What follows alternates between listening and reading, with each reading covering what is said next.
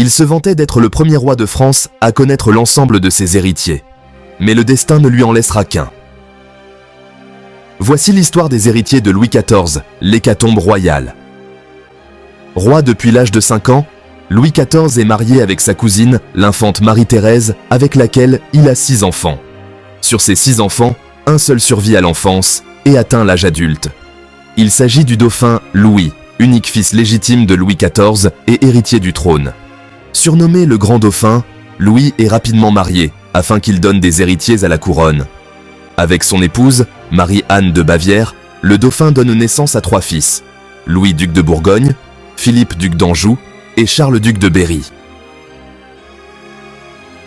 La succession au trône étant assurée, Louis XIV accepte que l'un de ses petits-fils, Philippe, accède au trône d'Espagne. Bien que ce dernier déclare ne pas renoncer à ses droits au trône de France, il est contraint de signer une renonciation officielle pour lui et ses descendants à l'issue de la guerre de succession d'Espagne. En 1711, le dauphin Louis meurt à l'âge de 49 ans, avant son père. L'héritier du trône devint alors le premier petit-fils du roi, Louis duc de Bourgogne.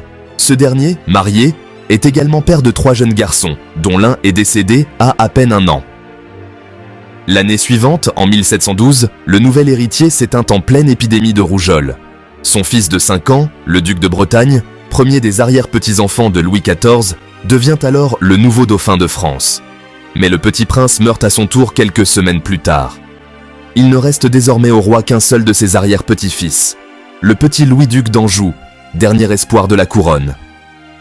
Par la suite, le duc Charles de Berry, 3e petit-fils du roi, et pressenti pour éventuellement exercer la régence du royaume, meurt en 1714 des suites d'un accident de chasse. En 1715, à la veille de sa mort, Louis XIV n'a plus qu'un seul héritier français, son arrière-petit-fils.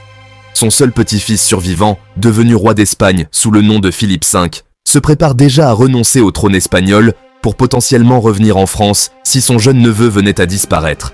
Mais le roi Soleil tire finalement sa révérence et meurt en septembre 1715 à l'âge de 77 ans. Son arrière-petit-fils de 5 ans devient alors le nouveau roi de France sous le nom de Louis XV. Seul souverain européen de son temps à connaître ses héritiers jusqu'à la 3e génération, Louis XIV a finalement assisté à la disparition de plus de la moitié de sa famille, ne laissant derrière lui que quelques descendants en Espagne et un héritier pour la France.